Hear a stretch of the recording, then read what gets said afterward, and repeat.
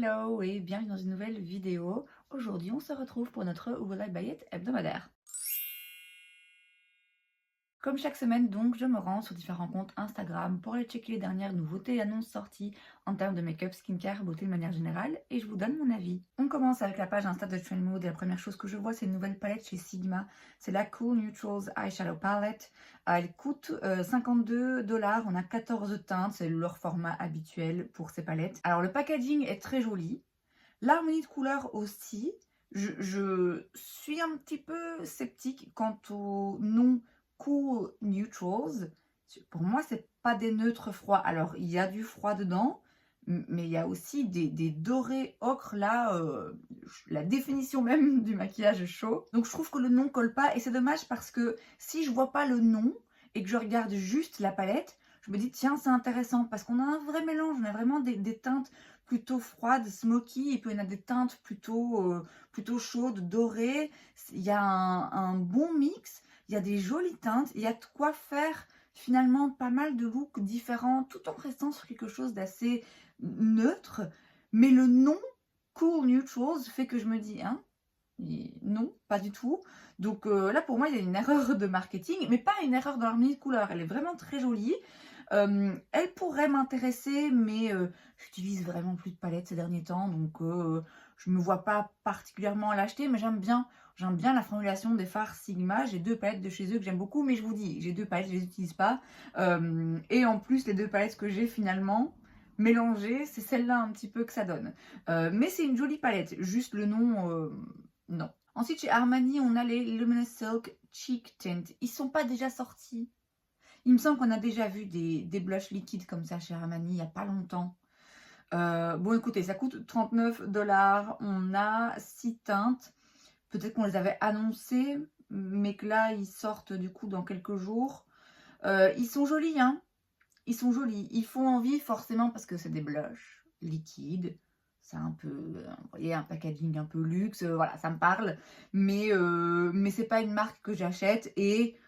Bon, vous voyez, à un moment donné, on a vite fait le tour des blushs liquides, je trouve. Et même si ça me donne un petit peu envie, parce que j'aime beaucoup les blushs, le prix, bon, la marque déjà, que j'achète pas a priori, et le prix surtout, ça refroidit direct, c'est pas nécessaire à mes yeux. Ensuite, chez Kaja, on a un nouveau produit, c'est le Love Blur Semi Matte Blurring Lip Balm. Ça coûte 18 $. On a 6 teintes, dont une teinte claire, hein, si je vois bien, donc enfin transparente. C'est donc un baume à lèvres semi-mat.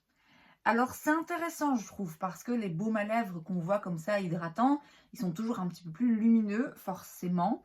Et là, c'est pas mat non plus, sinon ce serait contre-productif, mais oui, semi-mat, effectivement, ça a un fini un petit peu velouté. Alors c'est intéressant, mais quand je vois certaines photos, on dirait quand même que ça file un petit peu dans les plis et que la couleur du coup se distribue pas de façon uniforme et ouais que ça marque un peu. Donc l'idée est franchement pas mauvaise. Je doute que l'exécution soit au top. Ça se voit sur les photos malheureusement. Après il se peut que je sois curieuse quand même parce que Kaja c'est une marque dans laquelle j'ai déjà testé un produit, un highlighter que j'aime beaucoup et je trouve qu'ils font des textures et des formulations intéressantes et différentes. Donc quand j'aurai enfin terminé ce no buy, je pense repasser commande sur YesStyle. Donc si je vois ce produit, pourquoi pas, mais ouais, j'ai pas l'impression que ce soit le plus joli fini. Colourpop célèbre son 10e anniversaire et donc on a un Super Shock Shadow qui est dans une teinte, une édition limitée avec un 10 gravé, c'est un argenté métallique hyper intense. C'est offert en cadeau contre achat, mais je vous dis c'est en quantité limitée donc voilà, c'est pas un produit disponible à la vente. Je le mentionne simplement parce que voilà, parce que c'est un produit et parce que c'est Colourpop qui fête ses 10 ans, donc ça mérite quand même d'être mentionné. On y reviendra plus tard à Colourpop, mais là c'est juste un petit produit. S'il est encore disponible et que vous passez commande sur le site, voilà, vous aurez ça en cadeau, ma foi ça fait plaisir. Chez Dior, on a une nouvelle teinte dans 4 de leurs produits, 3 produits pour les lèvres lèvres, le gloss, l'huile, le baume et le blush. C'est la teinte Pink Lilac qui ressemble quand même pas mal à la teinte originale, mais qui est un petit peu plus mauve, peut-être un petit peu plus intense. On les avait déjà vus aussi, hein. On avait vu qu'ils allaient sortir pas que cette teinte d'ailleurs, d'autres teintes aussi qui pareil, je m'étais dit c'est quand même ressemblant à des teintes qu'ils ont déjà. Bon là je pense qu'on en parle parce que du coup elle est maintenant disponible depuis le 2 mai. Je porte le blush aujourd'hui, vous le verrez dans une vidéo plus tard. Le blush de base, il est splendide, hein, je le savais déjà parce que j'utilisais sur des clientes quand je travaillais en magasin. Je ne sais pas si c'est nécessaire d'avoir cette teinte, si elle est forcément très différente de la teinte de base. Ça donne toujours envie, hein. Dior, ils sont forts pour ça, ils donnent envie. A priori, je n'achète pas dans la marque, mais j'avoue que j'ai de plus en plus envie de craquer pour un produit lèvres, même si je sais qu'il y a moyen de trouver moins cher ailleurs.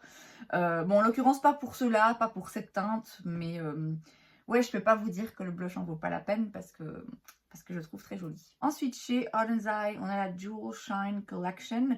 On a donc 42 nouvelles teintes, des fards mono en fait. On en a 18 qui sont des multichromes qui coûtent 14,90 $. On en a 12 qui sont des lumineux mais plus classiques pour 6,90 $. Et on a 12 fards mat aussi pour 5,90 $ cette fois-ci. J'ai une palette Auden's Eye qui est fabuleuse. Les lumineux sont vraiment très impressionnants. Bon, ici, un multichrome, un fard mono multichrome, c'est presque 15 balles, vous voyez, donc c'est pas donné. Maintenant, c'est très joli. Moi, acheter des fards mono et me faire une propre palette, je sais que c'est pas quelque chose que je fais, que je me vois faire. Les fards mono, je finis par pas les utiliser malheureusement. Je préfère avoir une palette déjà faite. Il y a des très beaux fards, ici dans cette collection. Il y en a qui effectivement sont hyper intenses. Et franchement, même dans les métalliques classiques, on n'est pas sur du métallique que vous trouvez dans n'importe quelle palette, hein. C'est vraiment des formulations très impressionnantes. Les mats, les mats sont hyper pigmentés. Pas pour débutants, hein. Auden's Eye, d'après moi, si vous êtes débutant, les mats, ils vont pas vous plaire. Mais c'est une marque que j'aime beaucoup. Qui fait des palettes, des harmonies de couleurs que j'aime beaucoup. C'est juste que là, les fards mono, voilà, moi, ça me parle moins. Chez Gisou, on a encore plus de teintes dans leur Honey Infused Hydrating Lip Oil. C'est donc une huile à lèvres. On a 5 nouvelles teintes. Ça coûte 32 $. Je ne sais pas à combien ils en sont. Alors, je dis teinte.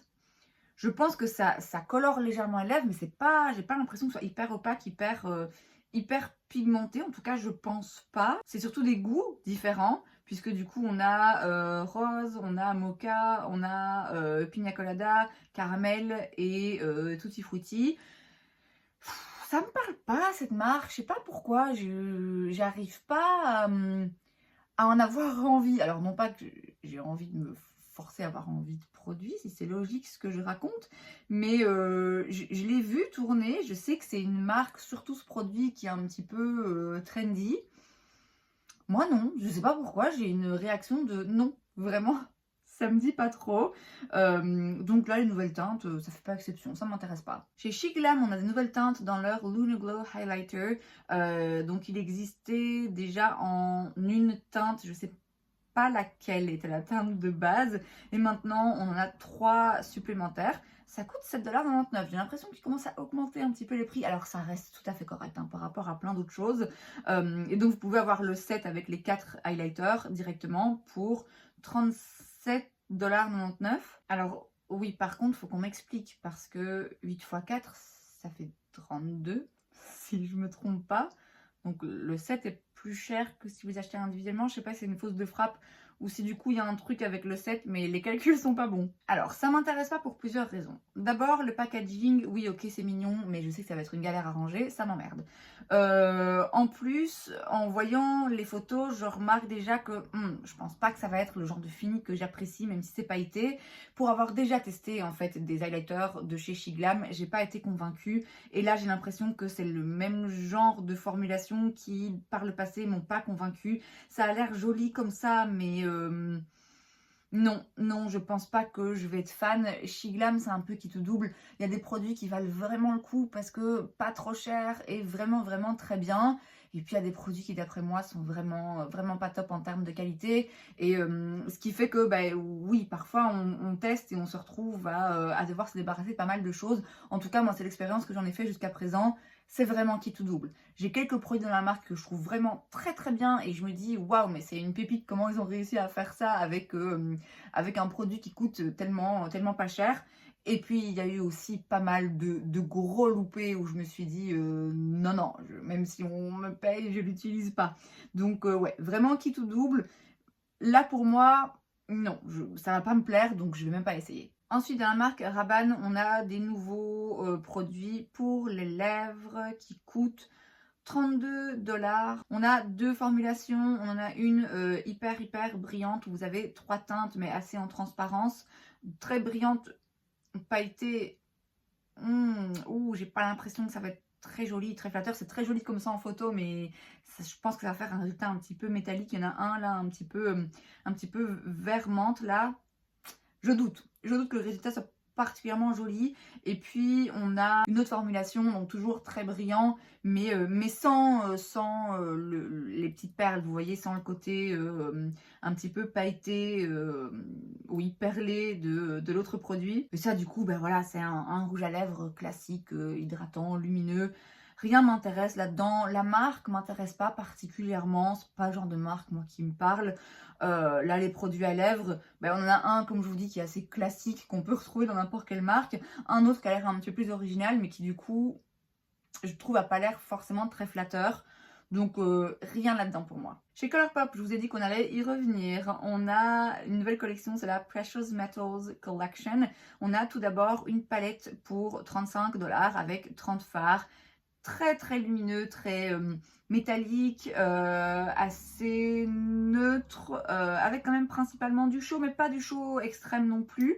Et puis on a les Jelly Match, c'est des produits pour les paupières en espèce de gelée comme ça, pailleté. Ça coûte 9 $ et on a 6 teintes, si je vois bien, toujours dans des tons très métalliques. La collection est très bien faite, je trouve, elle est très cohérente.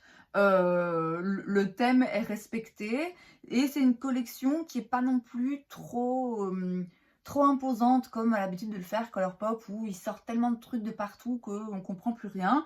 Là c'est net, rapide, efficace, précis. Vous voyez, vous avez une palette de fards à paupières et puis vous avez des fards à paupières en gelée pour venir complémenter vos looks et tout va bien ensemble. Donc c'est une collection qui est bien faite, qui est cohérente.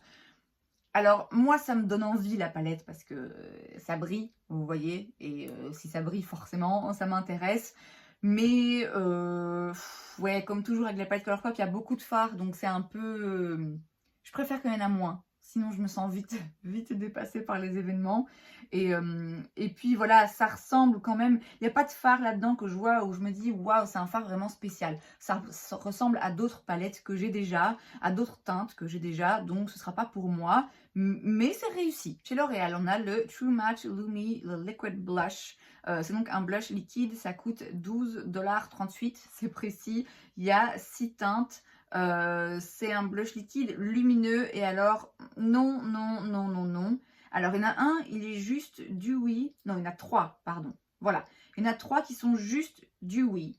Et donc c'est quand même un fini, vous voyez, juicy et tout, qui donne un teint lumineux mais en bonne santé, si vous voulez, vraiment dewy quoi, je sais pas comment le dire autrement, un petit peu moite. Ceux-là ça va, mais leur version glowy, où là c'est lumineux mais il y a des paillettes dedans, non. Rien qu'à voir la photo du truc, je sais déjà que non, pour moi c'est hors de question. Après, les photos donnent pas envie. Franchement, les photos, non, t'as l'impression que le truc il fait vraiment une tache. Oh, ah non, faut qu'on m'explique. Faut qu'on m'explique parce que L'Oréal c'est quand même une marque énorme, qui a un budget énorme. Comment est-ce que ils font des campagnes avec ce genre de photos? Enfin, je suis désolée, mais alors il y a une subjectivité où les goûts, les couleurs, vous voyez, ça se discute pas. Ok, d'accord, mais il y a vraiment des photos où certains des modèles ont une tache. Elles ont une tache de blush. Vous avez accès aux meilleurs make-up artistes, vous avez accès aux meilleurs photographes, aux meilleurs programmes de retouche. C'est... Non. non, non. Alors, je suis pas en train de dire qu'il faut retoucher les photos, parce que alors c'est de la publicité mensongère, mais enfin, donne-moi envie d'acheter ton produit. Au moins, utilise-le correctement, applique-le correctement. Enfin, là, vraiment, c'est pas... Non, je comprends pas. Je comprends pas comment c'est ça le résultat et que c'est censé donner envie. Non, c'est non pour moi, du coup, c'est sûr et certain. Chez Refy, on a quelques nouveautés. On a tout d'abord le Brightening and Blurring Serum Concealer with Plant-Derived Squalene. Ça coûte 26 $. Il y a 24 teintes, c'est donc un anti-cerne. 24 teintes, c'est pas énorme, mais elles ont l'air bien distribuées. Donc, ça passe. C'est donc un anti-cerne avec une texture sérum qui est hydratant, qui vient illuminer et aussi flouter. Et ensuite, on a le Eye Balm pour 24 $. C'est donc un baume pour le dessous des yeux qui vient rafraîchir, hydrater et rajeunir le dessous des yeux. Donc. Et enfin, on a le Dual Ended Complexion Brush pour 24 $. C'est un pinceau double embout. Je suis vraiment pas fan des pinceaux double embout. Je reconnais le côté pratique, mais moi, ça me stresse du coup. Je sais pas comment le ranger dans mon point à pinceau. Donc voilà. Refy, j'ai jamais rien essayé dans la marque. Je sais que c'est une marque qui a des produits qui font parler, qui marchent pas forcément toujours pour tout le monde. Mais c'est une marque qui monte. Dans on entend de plus en plus parler. Pas dit que je la teste pas un jour, mais a priori il n'est pas disponible par chez nous facilement pour le moment. Donc je garde un œil sur la marque, mais ce produit-là me parle pas particulièrement. On a ensuite une collaboration entre Danessa Myricks et My Kit Co. On a des kits de pinceaux. Alors, je vous avoue, très franchement, de base les pinceaux, moi ça y est, j'ai ce qu'il faut. Les pinceaux Sigma sont absolument incroyables. À la limite, je rachèterais d'autres pinceaux Sigma pour le teint notamment. Mais bon, je vais pas forcément en acheter d'autres ailleurs. Cela étant dit, les pinceaux pour le teint, là j'en vois qui ont l'air d'avoir vraiment des formes très intéressantes. Danessa Myricks, c'est une make-up artiste que j'aime vraiment beaucoup. Les produits qu'elle sort sont pas toujours, je trouve, appropriés pour le grand public et pour les débutants. Mais elle a une expertise quand même vraiment qu'on ressent et que là, je ressens rien qu'en regardant les pinceaux. Ceci dit, oh ouais, c'est pas donné, hein. C'est vraiment pas donné parce que du coup, on a un set avec 10 pinceaux pour 175 $, un set avec 11 pinceaux, mais du coup plutôt pinceaux de détail pour 150 $, un set pour les yeux uniquement, donc ça c'est sûr ça m'intéresse pas, pour 175 $. On a un set pour le visage avec 17 pinceaux, où c'est justement ça qui m'intéresserait, mais c'est 275 $. Après, vous avez aussi le kit ultime avec 40 pinceaux. Et là, c'est 450 $. Non, non. Non. Alors, franchement, si j'avais les moyens, ouais, je pense que je le ferais parce que j'adore les pinceaux. Et je vous dis, Danessa Myricks, je lui fais vraiment confiance pour son expertise de make-up artiste. Mais ouais, c'est cher, hein, c'est cher. Mais en fait, il y a vraiment des pinceaux là pour le teint. Ah oui, je vois qu'ils vont remplir une fonction dans ma collection. Ils vont servir à quelque chose.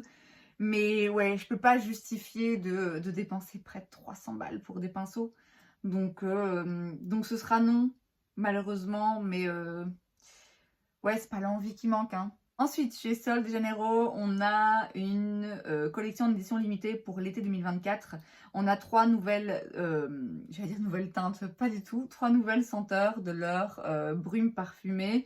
Je suis persuadée que ça sent très bon, parce que ça sent toujours très bon, leur brume parfumée, mais voilà, c'est des brumes, et du coup, ça sent pas très longtemps. J'ai toujours envie de les acheter parce que oui, quand je les sens comme ça en magasin, oh mon dieu, ça sent tellement bon, mais concrètement, j'ai du parfum et le parfum, il n'y a pas photo, ça dure plus longtemps par rapport à ce genre de brume. Donc je passe mon tour, mais je suis sûre que si vous les achetez, vous ne serez pas déçus parce que ça sent toujours divinement bon. Chez Benefit, on a des nouveaux highlighters, c'est le Dulala Liquid Glow. Je vois pas le prix, on a 6 teintes. C'est un produit en tube, j'ai l'impression qu'on n'a pas l'habitude de voir ce genre de produit dans ce genre de format, de contenant. Alors bon, c'est un produit, vous voyez, voilà, lumineux, glowy, qui peut sans doute s'utiliser seul en dessous du fond de teint, qui peut se mélanger au fond de teint, qui peut utiliser en highlighter, enfin vous voyez ce que je veux dire, hein. Ce produit que maintenant je pense toutes les marques ont ce produit. Il a l'air joli, comme c'est souvent le cas, encore une fois, avec ce genre de produit. Benefit, c'est pas une marque que j'achète malheureusement, donc quoi qu'il arrive, je le prendrai pas. Et puis voilà, j'ai déjà assez de produits de ce genre, j'ai pas besoin d'en avoir un supplémentaire. On passe ensuite sur la page de Point Click Vibes et la première chose qu'on a, c'est un produit chez Maybelline, c'est le Sun Kisser Multi-Use Blush pour 11,99 $. Il y a 10 teintes, on les avait déjà vues. Il me semble qu'on les avait déjà vues. Est-ce qu'ils ont ressorti des teintes ou est-ce que du coup c'est maintenant qu'ils sortent vraiment? Mais je reste sur ce que je vous avais dit à l'époque. Il y a un truc dans le fini et dans le côté un peu lumineux que, ouais, rien qu'à regarder comme ça les photos, je sais que ça va pas, non, que ça va pas être flatteur, en tout cas pas sur moi par rapport à ce que j'aime. Donc ça c'est sûr et certain que je passe mon tour. Chez Versed Skincare, alors il me semble que je connais la marque, ça me dit quelque chose. On a une nouvelle teinte de leur Mood Lighting Glow Drops. Glow Drops, encore une fois, ce même produit que toujours. Ça coûte 19 $, donc c'est raisonnable. Apparemment, donc, il y avait déjà deux teintes, une plus claire et une plus bronze. Et là, il y a une teinte un petit peu rosée. Le côté rosé, non. Non, pour moi, je sais que ça va pas me plaire. Bon, déjà, je vous ai dit, ce genre de produit, c'est bon. C'est gentil, mais non merci. Mais alors, en plus, rosé, c'est sûr que non. Ici, c'est du skincare, hein, donc je pense que il y a quand même une valeur ajoutée. Puisque ça ressemble à un sérum et ça agit comme un sérum. Mais même avec ce côté ingrédients skincare à l'intérieur, non, ça ne me donne pas envie. Chez The Inkey on a le Tinted Tripeptide Plumping Lip Balm. C'est donc un baume à lèvres qui va repulper les lèvres et qui est légèrement teinté. Ça coûte 13 $, donc c'est tout à fait raisonnable. Et donc en fait, si je comprends bien, le produit existait déjà mais en transparent.